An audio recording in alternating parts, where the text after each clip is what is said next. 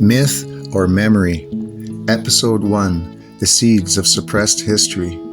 When we look back across time, we find stories that repeat like echoes from a forgotten age, tales of gods descending from the sky, giants who walked among men, and civilizations swallowed by catastrophe.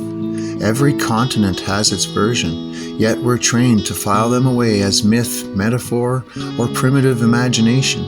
But what if these weren't fictions? What if these stories are fractured memories, reshaped and buried beneath centuries of academic cement? Human history has always been a battlefield of belief and control. When we're told who the winners were, we're also told what to forget. Empires don't just conquer land, they conquer memory. Every time history is rewritten, fragments that don't fit the new design are labeled heresy, fantasy, or pseudoscience. It's a clever trick. Make the unbelievable ridiculous, and truth becomes unreachable. Imagine if tomorrow someone unearthed undeniable proof that our ancestors shared this planet with towering people, or that civilizations once thrived where deserts and oceans now stand. How long before that discovery vanished into reclassification, misidentification, or a hoax? The pattern is consistent. When something threatens the accepted timeline, it's buried, literally or academically. But why? Because if humanity ever discovered its true depth, the fragile architecture of modern history might collapse. Every nation, religion, and power structure depends on maintaining the illusion that we are the pinnacle, not the aftermath. We're told civilization began a few thousand years ago, that progress is linear, that evolution is tidy. Yet archaeology whispers something else. Evidence of advanced mathematics, megalithic engineering, and cosmic knowledge older than recorded history. Could it be that the stories of gods and giants are distorted memories of those who survived an earlier epoch? Ancient humans looking up to survivors of a cataclysm recorded their existence in myth. To smaller, less advanced people, a human twice their height with strange tools and foreign knowledge would appear divine. Myths then become memories, stretched across the fabric of fear, reverence, and misunderstanding. Over time, something deliberate happened. The system that teaches us what to believe began to erase what it couldn't explain. The same forces that once burned books now use ridicule. Ridicule became the weapon, sharper than censorship, subtler than force. When you convince people to laugh at something before they study it, you don't need to hide it. You've already buried it in plain sight.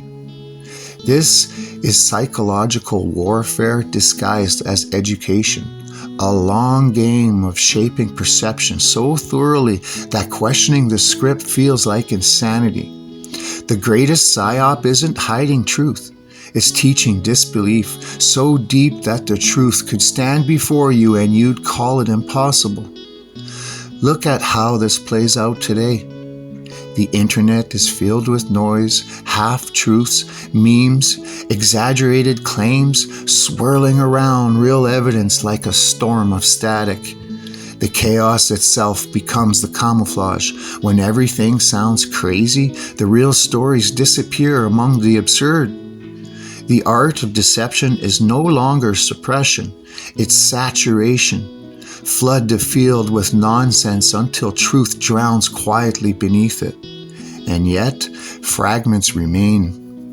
Carvings of enormous humanoid figures etched into mountainsides, legends of sky teachers who brought law and language, flood myths told by people who never met, separated by oceans and millennia. Even the oldest scriptures speak of a time when the sons of gods walked with the daughters of men. Maybe these weren't gods, but survivors, misunderstood, not mythic. If the world before ours truly fell, a few pockets of knowledge may have endured, lineages preserving fragments of science, architecture, or celestial understanding. These could have inspired the pyramids, ziggurats, and astronomical alignments too precise for coincidence. Those who carried that knowledge would have seemed like titans among the remnants of a broken world. So when ancient texts described gods or Nephilim, perhaps they were describing survivors. Different? Yes, but still human. Their height, wisdom, and longevity exaggerated by generations until fact became legend. It's not that the stories are false, they've just been rewritten until unrecognizable. Every civilization eventually falls, but memory doesn't vanish, it mutates, it hides. It's encoded in folklore, myth, and superstition, the DNA of forgotten truth. When archaeologists dismiss these as fantasy, they reveal more about the limits of modern arrogance than the past itself. This series isn't here to tell you what to believe. It's here to hold up the wrecking ball, not at history itself, but at the fragile scaffolding built around it, the house of cards that trembles each time a new discovery surfaces, then collapses into silence under ridicule and control.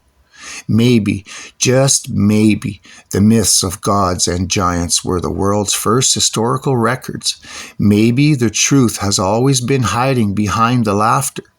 Because the moment we stop laughing, we can start remembering.